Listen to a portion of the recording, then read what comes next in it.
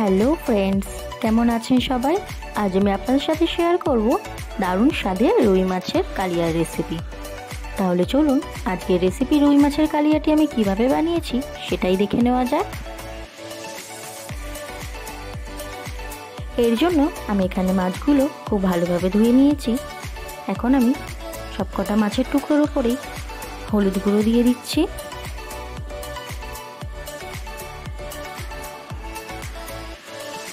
এখন দিয়ে দেব লবণ,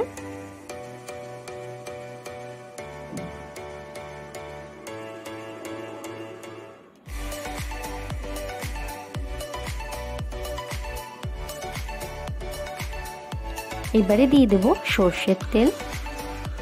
আপনারা চাইলে এখানে রিফাইন তেলও অ্যাড করতে পারেন, আমি এখানে সর্ষের তেল দিয়ে নিচ্ছি।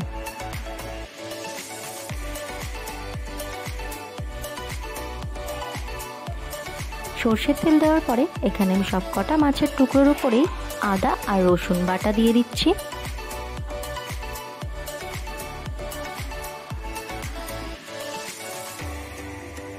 এবারে মাছগুলোর মধ্যে খুব ভালোভাবে আমি মাখিয়ে নেব।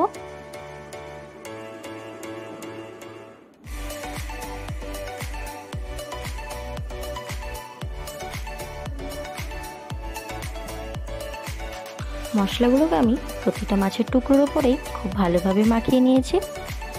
এবারে চলুন একটি মশলার পেস্ট তৈরি করে নেওয়া যাক। এর জন্য আমি এখানে নিয়ে নিচ্ছি রসুন, আদা, কাঁচা লঙ্কা, টমেটো আর নিয়ে নেব পেঁয়াজ। পেঁয়াজ কিন্তু আমি এখানে দুভাবে ব্যবহার করব, একটা প্রথমে আমি বেটে নিচ্ছি আর একটা সেটা আপনারা পরেই দেখতে পারবেন। এবারে মশলার পেস্টটি আমি তৈরি করে নিয়েছি। এখন আমি গ্যাসের মধ্যে একটি কড়াই বসিয়ে নেব।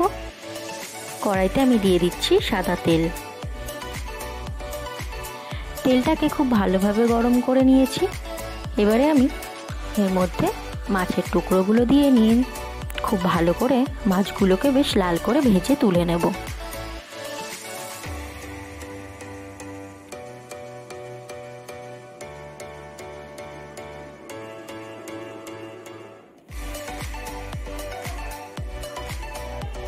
মাছগুলোকে আমি ভেজে তুলে নিয়েছি। এবারে আমি ওই তেলের মধ্যেই দিয়ে দেব তেজপাতা, শুকনো লঙ্কা, দারচিনি আর এলাচ ফোড়ন দিয়ে নিয়ে আমি কুচিয়ে রাখা পেঁয়াজটা দিয়ে দিচ্ছি।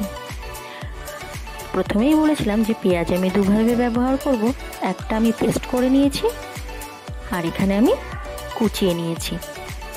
এবার এই পেঁয়াজ কুচিটাকে আমি খুব ভালোভাবে ভেজে নেব।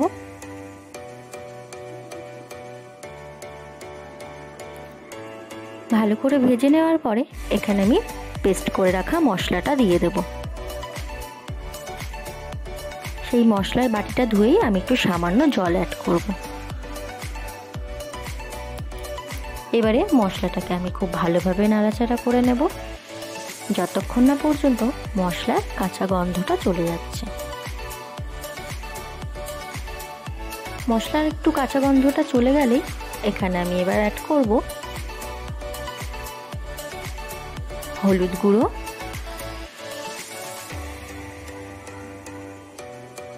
জিরে গুঁড়ো, ধনে গুঁড়ো, কাশ্মীরি লঙ্কার গুঁড়ো আর স্বাদমতো লবণ।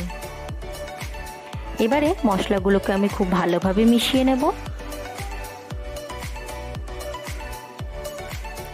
ভালোভাবে মিশিয়ে নেওয়ার পরে আমি মশলাটাকে খুব ভালোভাবে কষাবো।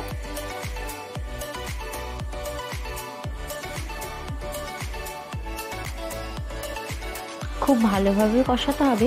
যখন মশলা থেকে তেল ছেড়ে আসবে তখন এর মধ্যে অ্যাড করে দেব আমি জল।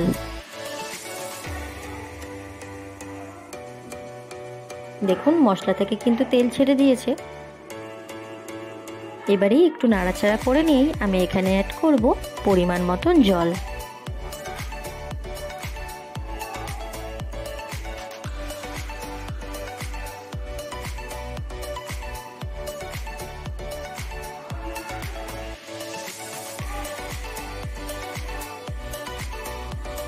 জলটা দিয়ে একটু নাড়িয়ে নিয়ে যখন দেখবেন এটা খুব ভালোভাবে ফুটতে শুরু করেছে, তখন এখানে আমি দিয়ে দেব ভেজে রাখা মাছের টুকরোগুলোকে।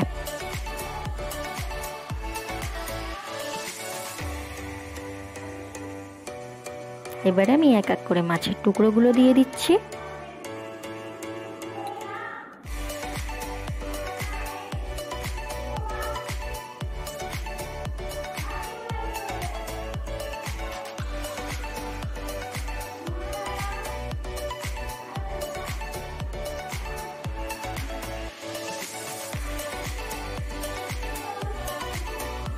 মাছের টুকরোগুলো দিয়ে নিয়ে আমি একটু নাড়াচাড়া করে নিয়ে এটাকে আমি এবার ঢাকা দিয়ে দেব। 7 থেকে 8 মিনিট আমি গ্যাসের ফ্লেমটা লো টু মিডিয়ামে রেখে ঢাকা দিয়ে রেখেছিলাম। এবার 8 মিনিট পরে আমি ঢাকা খুলে নিয়ে মাছটাকে একটু নাড়িয়ে দেব, একটু নাড়াচাড়া করে নিচ্ছি। এবার আমি এর মধ্যে দিয়ে দেব সামান্য পরিমাণে ঘি, গরম মশলা গুঁড়ো আর ওপর দিয়ে ধনেপাতা কুচি ছড়িয়ে দেব। তাহলেই কিন্তু আমাদের রুই মাছের কালিয়া একদম রেডি হয়ে গেল। আজকের ভিডিওটি আপনাদের কেমন লাগলো তা অবশ্যই কমেন্ট করে জানাবেন। ভিডিওটি ভালো লাগলে লাইক, কমেন্ট, শেয়ার করবেন আর চ্যানেলটা সাবস্ক্রাইব করে দেবেন। বাই।